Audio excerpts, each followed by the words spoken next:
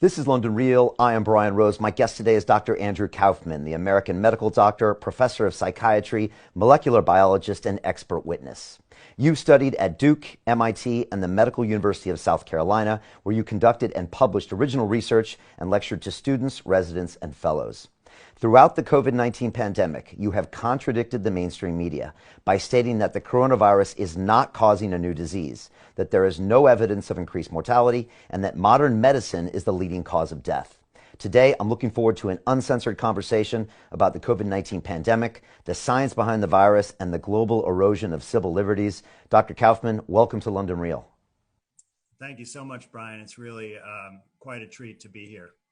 I'm excited to have you. Before we get started, I just wanted to welcome you to the Digital Freedom Platform, and that's an independent technology solution that is of the people, by the people, for the people. It's available exclusively on our website. I just want to ask everyone watching now to please share this link via the sidebar and let people know what we're doing here. Doctor, I just want to say that I pledge to you that none of this will be edited and that anyone can watch the full version of this episode free without censorship or banning at londonreal.tv/Kaufman. Thanks to the generous donations of tens of thousands of people around the world, also known as the London Real Army. For anyone wanting to become a founding member of the Digital Freedom Platform, they can go to londonreal.tv/freedom to donate. Here at London Real, we've been a platform for free speech since 2011. And Doctor, I'm super excited to have you on today. And I think we maybe just jump right into it. And I wanted to know, what do you mean when you say that there is no evidence of the coronavirus causing disease? Yeah, well, that's an excellent question. And what I've done is I've gone ahead and looked at all of the papers where there are scientists claiming to find evidence for a new virus, that they claim to isolate the virus.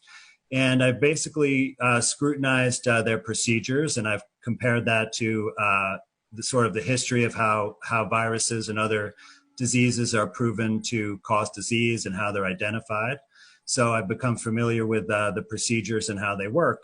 And what I've found is that the scientific procedures that have been utilized in all of these scientific studies are actually, it wouldn't be possible using those techniques to isolate a virus and purify it and prove that it exists.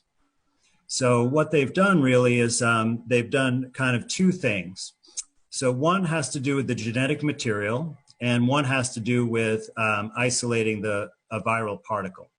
So I'll talk about those separately. I'll talk first about the genetic material. So the general procedure that they utilize is that they identify someone with an illness that is unexplained, like this happened with the first group of patients in Wuhan, China, but it's been done in several other places around the world. And they have taken lung fluid from those patients, and they do this through an invasive procedure where they put a fiber optic scope through the mouth or nose down in through the windpipe into the lungs, and they squirt some fluid there and slosh it around, and then they suck it back up. And that would have basically a mixture of different things. It's a very impure sample, so it would contain, secretions from that area, like sputum. And it would also contain a mixture of different cells, such as our own lung cells and our immune cells. It would also contain various microorganisms that are present in our normal tissues, like bacteria and fungi. And then it also, lung fluid has shown to contain free genetic material as well. And then it would also contain what's called exosomes, which have their own genetic material. And I'll elaborate on what they are in just a minute. And so they took this sample of lung fluid, which has genetic material from many sources, and they added an enzyme that would digest any cell membrane. So it basically allows the DNA or RNA to be free in the solution so that they could do further analysis. And then they've identified a sequence of RNA that they allege is from a coronavirus or from the coronavirus family. But the thing is that since this sample is impure and has many sources of RNA, it's impossible to know what the origin of it is. If they wanted to be certain that it came from a virus, what they would do is take that lung fluid and filter it, because you can purify viral particles by filtration because they're much smaller than any other cells, even bacteria cells. And then you typically use a centrifuge with a density gradient that creates a tight band of these particles that's easy to suck up in a pipette. And then you could take those particles and extract the genetic material and say that it came from those particles. But when you have an impure sample with lots of sources of genetic material, you really don't know where it came from. So what their solution to this problem was is to compare the identity of the sequence of this RNA with other known RNA sequences. And they specifically compared it with the SARS-CoV-1 virus, which was the virus allegedly responsible for the SARS outbreak in 2003. You say allegedly. We'll get to that, I guess. Yeah, well, okay. The thing is that they used the same exact procedures when they did the experiments for that virus. So in other words, they got the genetic material from an impure sample also, so it's not clear where the origin of that is. So you can follow this back in a chain to some of the original papers, and what I've found pursuing that is essentially the same exact procedures used each time. But how they said that this represented a coronavirus and was related to the SARS-CoV-1 virus, in fact, they call this virus the SARS-CoV-2, is that they looked at the identical nature of the sequences, and they found that it was just under 80% identical. And that's how they said, well, it must be related, and so we'll call it SARS-CoV-2. But the thing is, if you look at the genetic sequence between humans and chimpanzees, you'll find that there's 96% sequence homology or identicality. And so we are clearly not the same as chimpanzees, and no one would say that our genetic material is a part of the chimpanzee family. But yet they're using a sequence identity that has a much lower percentage, under 80% compared to 96, and saying that's a coronavirus because of that. So in my opinion, this is extremely weak science, and without purifying the lung fluid sample, you really can't tell what the origin of the RNA is. So they've used this sequence to develop the main diagnostic test that they're using, which is the PCR test. And aside from any problems using the PCR methodology, we simply don't know what it's testing for because we don't know the source of that genetic material.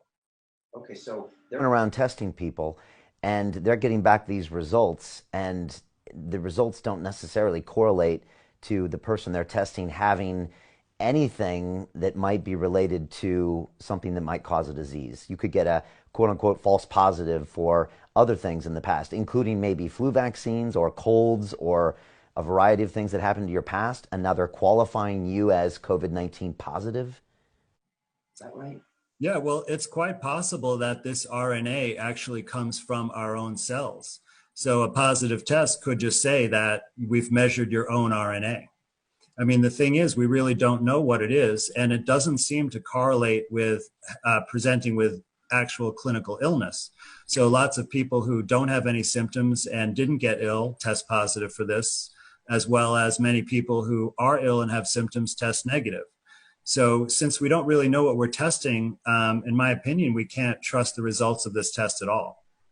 And so, but there are people getting sick, dying, and now we're being told that they've been tested positive for COVID-19. You know, when David Icke was here, and by the way, he was here about 3 or 4 weeks ago, mentioned you in your research, which is why how you first got on our radar, and he talked about the exosomes, which we can cover shortly.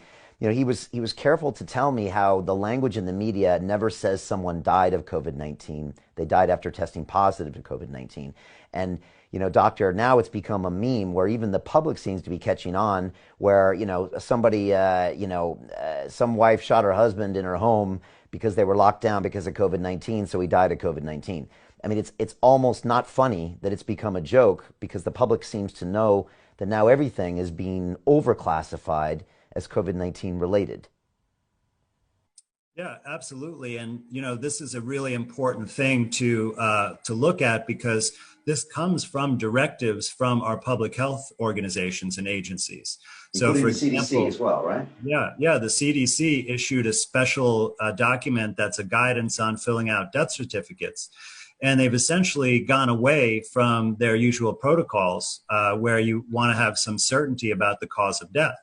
And they've said that even if there's suspicion that COVID might be the cause of death, that you should just put that as the cause of death on the death certificate without any further scrutiny. In Minnesota, there was a directive that said if someone dies and you suspect it may be COVID-19 related, that not even to bother doing a test post-mortem, just label them on the death certificate as COVID-19. And then I also got a document, I think it was from the health commissioner or possibly the governor of New Jersey, a letter to healthcare providers. And it instructed them that in the usual procedure when there's a health crisis, that they normally would send bodies of people suspected to die related to the crisis for autopsy to the medical examiner. But it said in this case to not send any bodies to the medical examiner, to just essentially label them as COVID-19 deaths. And the only reason I could see that they would institute such a policy is that if they sent them for autopsy, they would probably find that they died of a regular cause. And this would affect the numbers in a bad way in terms of if you're trying to create the appearance that a lot of people are dying from COVID-19. So what I've done in order, since you can't trust this data about the cause of death because of these instructions, what I've done. By the way, just want to interrupt really quickly. I've seen interview after interview with these doctors talking about how there's no precedent of any kind of guesswork on an autopsy and on a death certificate. You just say the evidence. And yet this is the first time they're being encouraged to write down the COVID-19. And you hear doctor after doctor talking about how peculiar this is. And I mean, I've gotten emails from people here in the UK telling me of scenarios where they took in their 80-something-year-old, grandfather with kidney failure. He was forced to sign a do not resuscitate order. He was told later he had COVID-19 symptoms. He died. Later, they were told he was never tested positive, but he was being qualified as a death of that type. I mean, we're hearing this over and over again. It's almost flabbergasting to hear. One account where someone's child, I think they were a young adult, died in a motor vehicle accident. And on the death certificate, it said they died of COVID-19. And they were really upset because they had no legal recourse related to the traffic accident to, file with the police or get reimbursed by the insurance company because the death was recorded as being from COVID-19. I mean, that's ludicrous. I mean, somebody told me, I think it was Dr. Buttar told me a couple of days ago that someone was driving a car with a face mask on, and he does not believe that those even should be used. Suffered from lack of oxygen, crashed their car, and it was COVID-19. Yeah, it's just hard to believe that's even happening. It really is. And there's so many accounts that I've heard directly from people speaking with me about this that, you combine that with the official documents and you see that this is going on. And so this is why I don't think you can accurately look at any mortality figures attributed to COVID-19 as being accurate whatsoever. Why is this happening? Would something like the Center for Disease Control, ask doctors to fudge numbers to inflate the COVID-19 related deaths? I mean, on such a mass scale and at such a high level. Yeah, well, I'm certainly not advising the CDC how to proceed. So whatever I say would be somewhat speculative on my part. But in looking at what I do know about the CDC, one thing is that it is mostly funded actually by private industry. So there's something called the CDC Foundation, and you see that all of the major companies that represent the healthcare industry, such as pharmaceutical companies, health insurance companies, medical device companies, et cetera, are the financiers of the CDC. And they certainly have a lot of profit to gain based on having a serious pandemic and needing to sell vaccines or testing kits and things like that. I think the hospitals are in a different position financially right now. But it seems that all of the policies that they've initiated would have to be for the immediate purpose of inflating the perception of the health consequences of this COVID-19 situation.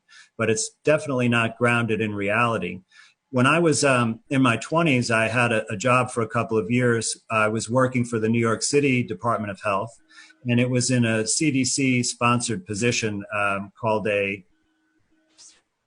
public health advisor. And my job was actually to go to hospitals and clinics around New York City and review charts to identify cases of AIDS. And I remember at that time, there were very specific criteria that had to be met in order to qualify a case of AIDS. And I would have to hunt down a lot of information in order to find out if the criteria was met. And if it was not met, I couldn't report it as an AIDS case. So the way that they are instructing people to report COVID-19 cases is a total departure from that approach, and it's very unscientific, and it's fraudulent in my opinion.